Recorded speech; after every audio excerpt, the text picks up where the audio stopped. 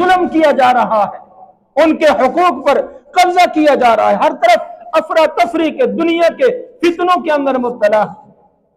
ये सवाल आज के इस दौर के अंदर भी बनता है। इसका हल मैं वही आपको आज बताना चाहता हूं जो नबी मेहरबान सल्लल्लाहु अलैहि वसल्लम ने हजरत उक़बा बिन आमिर रज़ियल्लाहु तआला अन्हु को बताया। क्या बताया?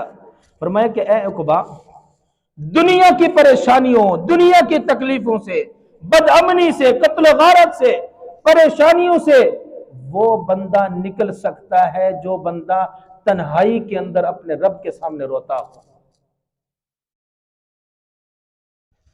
तन्हाई के अंदर अपने रब से मांगता हो, रोता हो, आंसू बहाता हो, अपने रब को मनाता हो, अपने रब को मनाता हो आंसुओं के जरिए।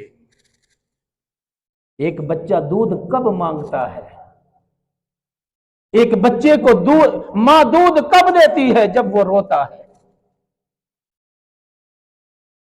जब मां देखती है ना मेरा बच्चा रो रहा है, तो मां को पता चल जाता है कि मेरे बच्चे को किस चीज की जरूरत है।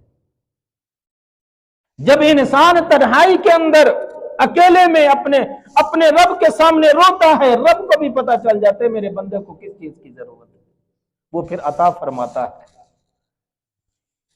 अल्लाह के नबी सल्लल्लाहु अलैहि वसल्लम ने फरमाया ना कि रब को दो कतरे बड़े पसंद है, दो कतरे। एक जिस्म से निकला हुआ खून का वो कतरा जो मैदान जिहाद के अंदर एलाए कलमतुल्लाह के लिए, अल्लाह के दीन की सरबुलंदी के लिए एक मुजाहिद, एक मुसलमान तलवार उठाकर जब मैदान जिहाद के अंदर निकलता है, दुश्मन की गोली और तलवार और तीर जब उसके जिस्म पर लगता है, जिस्म से निकलने वाला पहले